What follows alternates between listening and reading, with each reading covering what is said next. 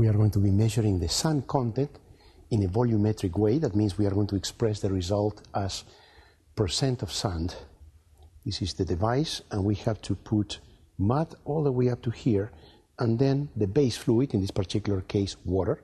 This is a water-based mud, all the way up to here. So I'm going to go ahead and proceed carefully.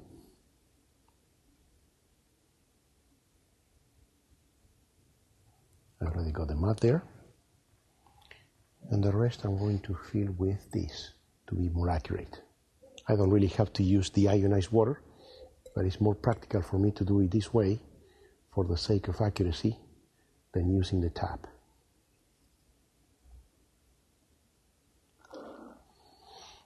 Now all I have to do is block the top here, for example with the finger, and shake it very well.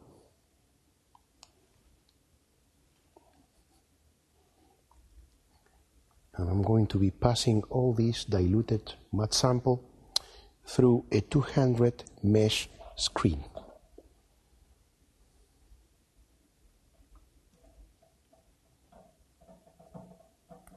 It might tend to clog, so I might tap it a bit like this. All the sand is going to be retained by the 200 mesh. Now I do have a residue here, so I'm going to proceed to rinse it 2 or 3 times. First, let me get rid of all the moisture here.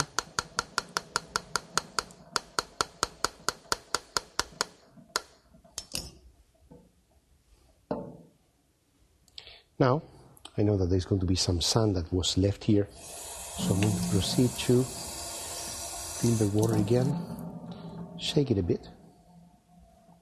Make sure that all gets out.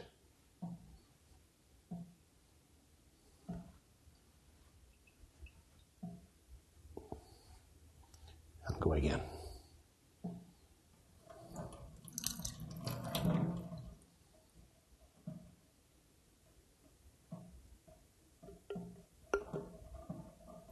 Already see the sand that gets retained here in the mesh. One more time, or maybe 2.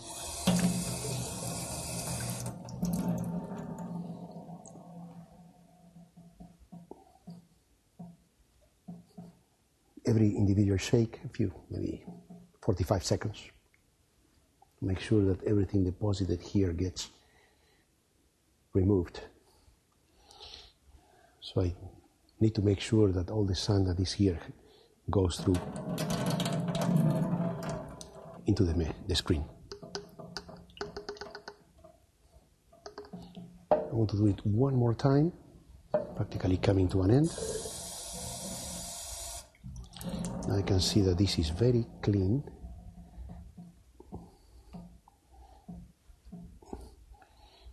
And at the same time I'm doing this, I'm kind of rinsing and making sure that all the particles that are below 74 microns go through. Matter of fact, I'm done with this. I'm going to continue rinsing this.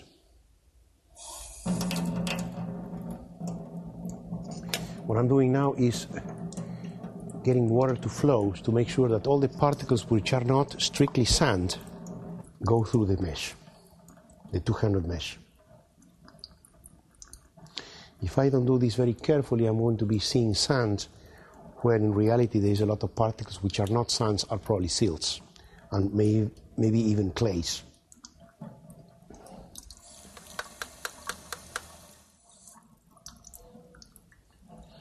Very good. Now I'm going to reverse this screen very carefully.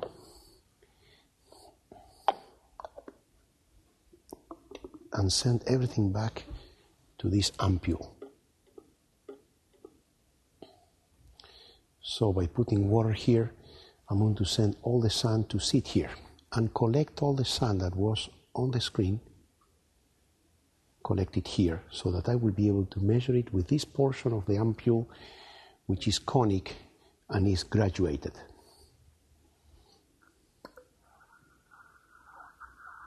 I can do it with a jet of water first, but then I can go ahead and do it with a tap. Practically pushing all the sand to go back to here so I can measure it. So all the sand I caught with the screen is now here, where I can read, in this particular case, 1.25% sand content. I can see that this is very brown and this is pure sand. It's not barite or lignite. Barite would give me a very white color, lignite a very black color. There are many reasons why we do not want to have a high sand content. Sand is usually abrasive, and if you are running, for example, a mud motor or some other delicate electronic instrument downhole, sand is something to avoid. In general, even if we are not running any of those tools, tool pusher might get a bit nervous because sand is going to sort of decrease the life of a lot of equipment, including the pumps, for example, tubings and things like that.